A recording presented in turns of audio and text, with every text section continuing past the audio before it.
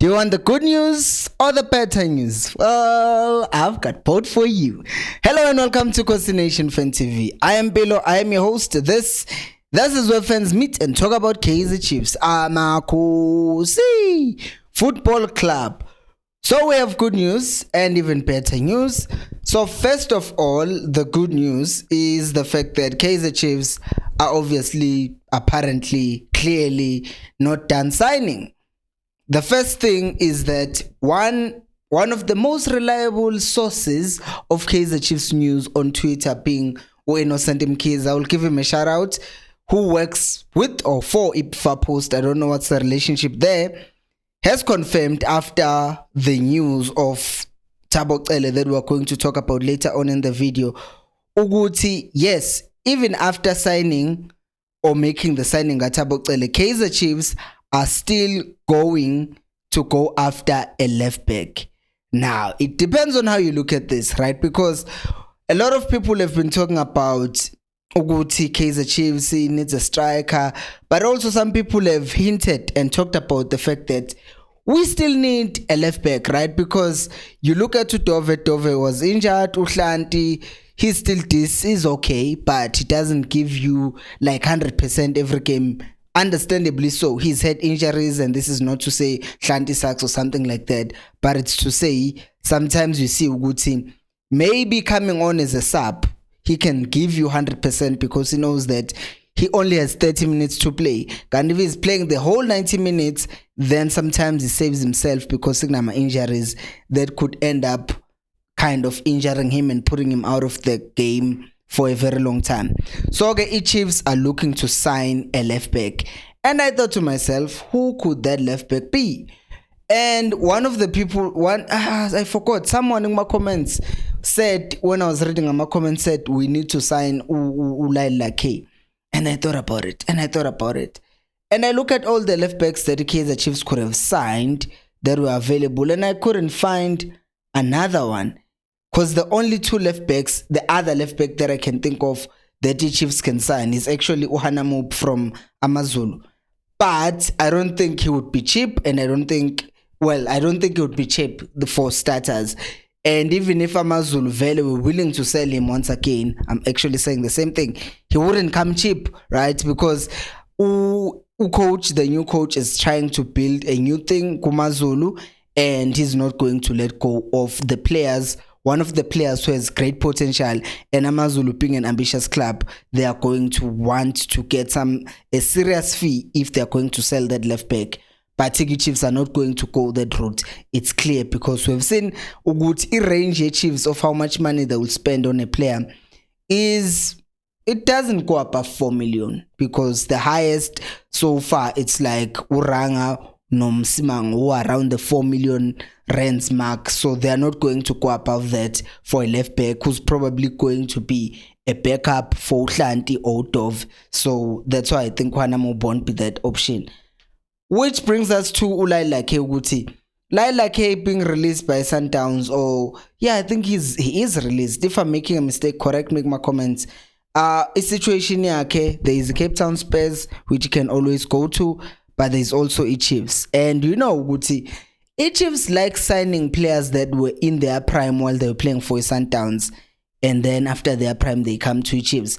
So it wouldn't shock me. And also because if Lente Uguti was released and the contract was terminated by Sundowns, or there are complications, Uguti might end up not playing Lapagu Sundowns, then once again it means he's a free agent. And as we've already established over thousands and hundreds and hundreds of videos that we've made, and over observing what Chiefs and how Chiefs does business, Uguti, they are not going to let go of an experienced left back who also possesses quality, because it's not like Uguti nje kunaleyo, there is that stigma attached to former Sundowns players. Uguti, they come to Chiefs and most of them have not done great, and because of that it's why I have my doubts. However, he's the only person that I'm looking at and thinking that's the person that the Chiefs can sign, because the alternative will be what they were trying to do, which is promoting Umtaga to come from mid development and play Umtaga, Omega Umtaga, to be promoted from development and play with senior team Chiefs.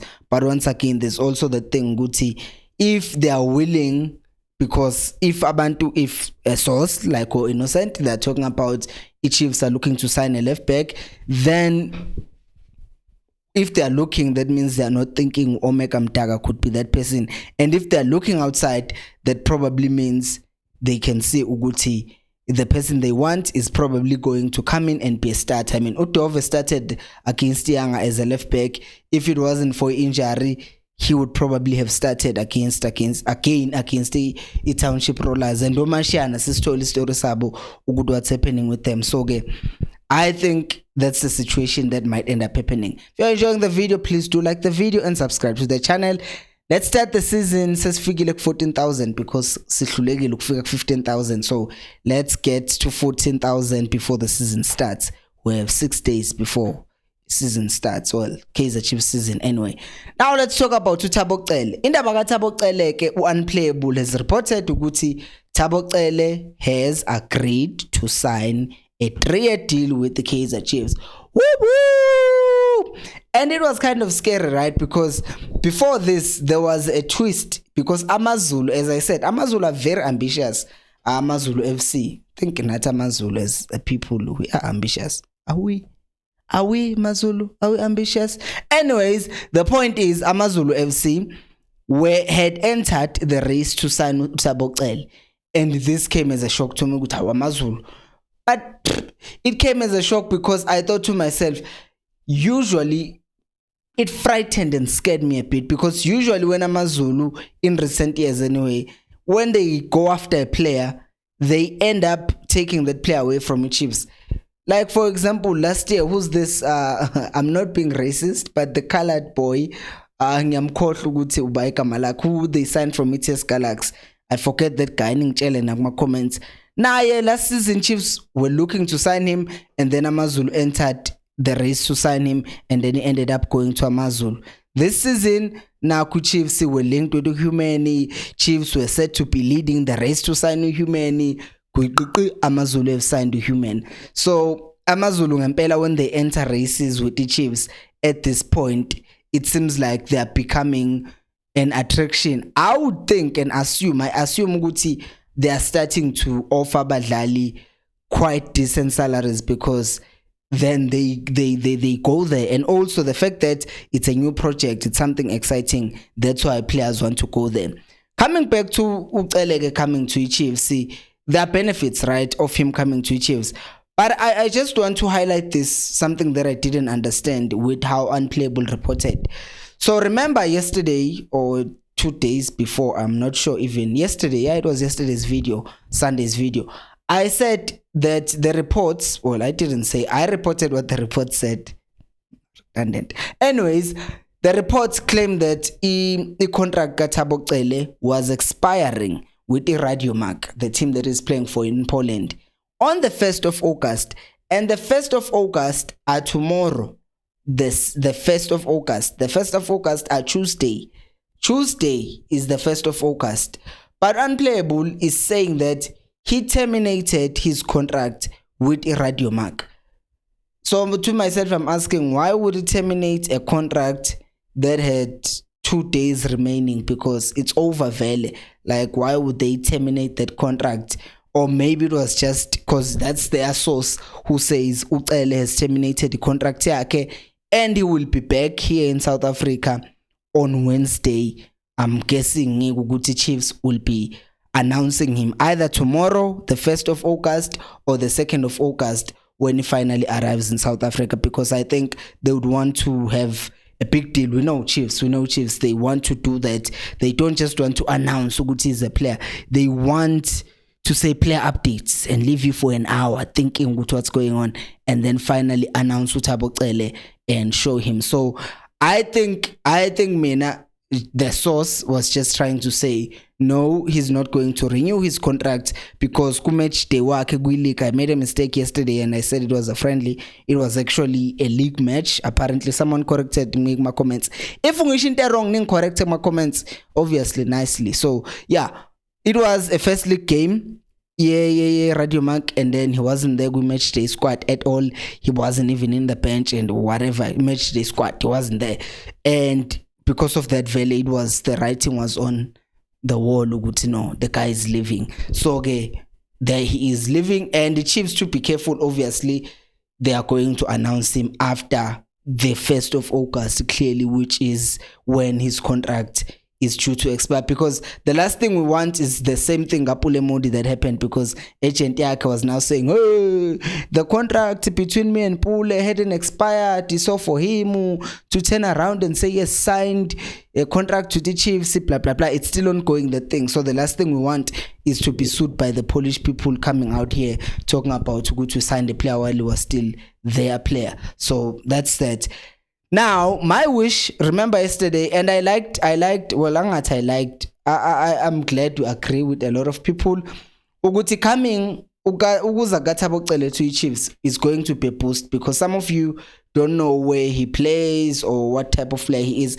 He's a proper defensive midfielder in every sense of the word. Proper defensive midfielder. And what I was saying, Uguti, Kaizer Chiefs still needs a defensive midfielder, and here he is coming in as a free agent. Once again, Chiefs have done it.